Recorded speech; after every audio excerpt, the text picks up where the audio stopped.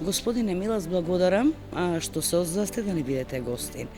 Повод за вашиот престој овде во Скопје и во Македонија е начинот на продолжување на конуитетот меѓу македонско-хрватскиот владин одбор околу вашите обврски заклучоци околу напредување на националните права, како на хрватите овде во Македонија, така и на македонците во вашата држава. Која е денешната агенда?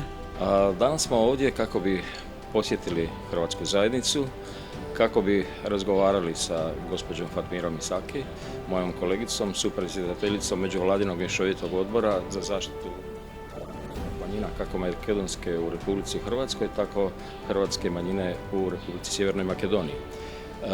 Uspjeli smo nakon duge stanke 2018. ponovo obnoviti rad Međuvladinog mješovitog odbora koji je izuzetno važan upravo u svemu onome po čemu se pripadnici naroda koji žive u drugim državama prepoznaju, kako bi štitili ta prava i kako bi im omogućili doista da ono što jesu, ono što čemu pripadaju mogu i na svaki način i svaki dan to živjeti. Rekao bih da je taj odbor, dakle kojeg imamo već od 2007. kroz sporazum koji smo potpisali, izuzetno važan mehanizam i on doista doprinosi očuvanju prava, ali i očuvanju, rekao bih, i razvijanju cjelokupnih odnosa između dviju država, dakle Republike Sjeverne Makedonije i Republike Hrvatske. I vjerujem da ćemo danas zajedno sa gospođom Isaki razgovarati o svemu što smo učinili, što trebamo učiniti, razgovarati upravo o svemu što je potrebno kako bi naše nacionalne manjine imale ono što im je potrebno za svakodnevni život, za upražnjavanje svih onih, dakle, identitetskih oznaka po kojima se oni prepoznaju i u vjeri i u jeziku, dakle i u svemu onome što im je važno u svakodnevnom životu. Во една прилика најголемата македонска опозицијска странка ВМРО предложи некако во уредувањето на националните малцинства или заедници во Македонија да се примени хрватскиот устав. Но со оглед на тоа што секоја земја има различни механизми за решавање на проблемите околу проблематиката на националните малцинства, дали можете да ни го кажете вашиот хрватски модел во realiziranje na site ovije mnogo čustitelni prašenja?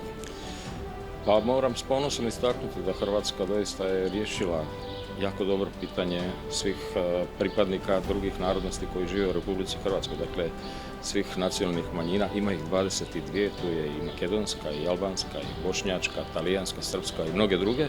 I to, rekao bih, na jako dobar i najbolji čak možda mogući način koji trenutno postoji. Dakle, Ustav i Ustavni zakon im daje prava i štiti ih u ostvarenju tih prava, a mnoge međunarodne institucije ističu upravo hrvatski model kao najbolji model u zaštiti prava nacionalnih manjina koje žive u našoj državi.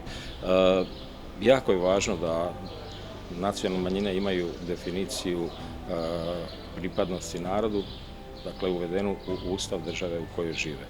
Tako u Republici Hrvatskoj u Ustavu je zapisano da sve 22 nacionalne manjine imaju prava, imaju dakle pravo na jezik, na upražnjavanje svega ono po čemu se prepoznaju kao pripadnici svog naroda, imaju pravo predstavništva u izvršnim i u zakonodavnim tijelima Republike Hrvatske i na taj način, rekao bih, da integracijom u društvu u kojem žive doprinose na najbolji mogući način razvoju zemlje u kojoj žive, ali čuvaju sve ono što su ponijeli, što su im njihovi preci, njihovi roditelji, njihovi bake ostavili i žive život pripadnosti onog naroda kojem pripadaju. Možete li još malo objasniti kako nacionalne manjine su prisutni, zastupljeni u Hrvatskom saboru?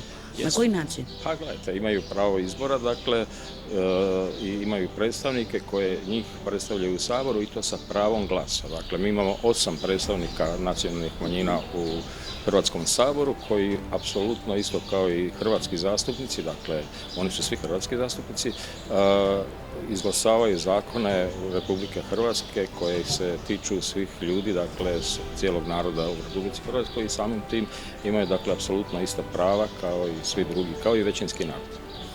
Македонска заедница која живе у Хрватској постои веќе 3 desetljeća, s time što oni su lojalni građani Republike Hrvatske. Upravo sada se otvara i osvećivanje prve makedonske pravoslavne crkve, a oni funkcioniraju u 5 gradova, Split, Rijeka, Zagreb, Osijek i sve ukupno oni su zahvalni o tome što Hrvatska država i financijski pomaže, a i u realiziranju njihovih programa, u očuvanju njihovog kulturnog identiteta. Kako vaše mišljenje i s ostalim manjinama, posebno makedonskim? Pa, sve ste rekli, dakle, makedonska nacionalna manjina u Hrvatskoj doista uživa visoku razinu zaštite prava, sudjeluje dakle u svim, rekao bih, važnim procesima razvoja Republike Hrvatske, dakle, kako smo rekli, od parlamenta preko izvršne vlasti, preko predstavničkih tijela, a ono što žive, dakle, kroz svoj identitet, od vjere, od jezika, od obrazovanja na materinskom jeziku, Hrvatska, dakle, Republika Hrvatska im omogućava, pomaže im, sufinancira, pa samim tim, evo, spomenuli ste i Makedonsku pravoslavnu crkvu, dakle, gdje je Republika Hrvatska doista učinila sve da crkva dobije svoje životvorenje, svoje ostvarenje i uskoro će biti i otvorena. I to je na ponos i Republici Hrvatskoj, ali i makedonskoj nacionalnoj manjini. I nadamo se da će u tom kontekstu i Republika Sjeverna Makedonija učiniti korake koji će doista omogućiti Hrvatima, pripadnicima hrvatskog naroda, rekao bih, slične, iste mogućnosti da i oni žive i da na neki način upražnjavaju sve ono svoje identitetsko što jesu, dakle, od jezika, od kulture, ali za to je prije svega, rekao bih, potreban temelj koji se zove, dakle, definicija Hrvata u Ustavu Republike Sjeverne Makedonije kao to je i aktualno pitanje u ovom trenutku. Yeah. I makedonske eksperte i koji se bave sa ovim pitanjima nemaju nikakav protiv da se Hrvati, pa i Crnogorci i nekoliko još manjina nađu u Ustav. Međutim, takva je politička zategnutost u tom trenutku između Sofije i Skoplja, pa u svakom slučaju svi žive u iščekivanju da, ako sve bude u redu, da konačno se zaokruži to pitanje. Pa mi vjerujemo da će se ono zaokružiti, imamo garancije, imamo jamstva najviših makedonskih dužnosnika i vjerujemo da će, rekao bih, možda grubo, ali da će zdrav razum prevladati i da će doista u cilju, rekao bih, još boljeg i jačeg razvijanja odnosa dviju država, koji je danas jako dobar, koji je prijateljski. Ne moramo spominjati Hrvatsku u odnosu prema Republici Sjevernoj Makedoniji u svim nastojanjima, u svim, rekao bih, prijateljskim gestama i da će to jednostavno tako i biti. To je potrebno doista da bi sve druge vrijednosti koje Hrvati ovdje žele upražnjavati, koje žele živjeti, dakle, identitetske, od jezika, od obrazovanja, od vjere, mogli na najbolji mogući način imati. Kako funkcionira vaš ured? Koliko se on brine o svojim sugrađanima koji imaju druge svoje države, a koje misle o svojoj zemlji matičnoj? Na sreću nisam ja prvi čovjek, premda se osjećam i ja i moje kolege koji radimo u Središnjem državnom uredu za Hrvate izvan Republike Hrvatske, doista odgovornim u smislu skrbi, brige i svega onog što je potrebno da Hrvati koji žive diljem svijeta da se osjećaju Hrvatima, da vide otvorena vrata njihove domovine, da ono sve što radimo kroz različite aktivnosti, projekte, programe, radimo upravo radi toga da sačuvamo i razvijamo identitet i sve ono što su ponijeli njihovi preci u trenucima odlaska iz Republike Hrvatske. Jako ih je puno, žive po cijelom svijetu.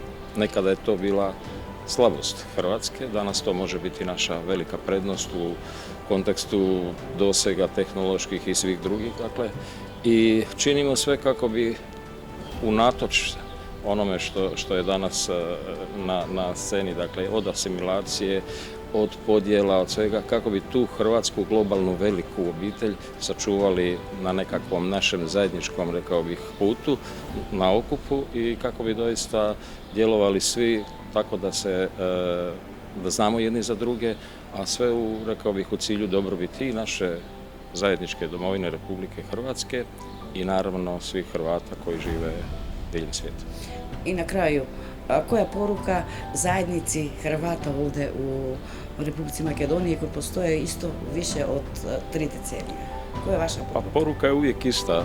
Kao i do sada, neka nastave biti lojalni građani svoje domovine, Republike Sjeverne Makedonije, ali pritom neka čuvaju i razvijaju sve ono što su ponijeli sa sobom, što su njihovi roditelji donijeli, neka čuvaju hrvatski identitet, hrvatske vrijednosti, ali sam siguran da ne moram tu poruku posebno slati. Ja znam da oni jesu to što jesu, oni su Makedonci, ali Hrvatska im je u srcu. Gospodine Milas, благодарам што ни бевте гостин. Hvala vam.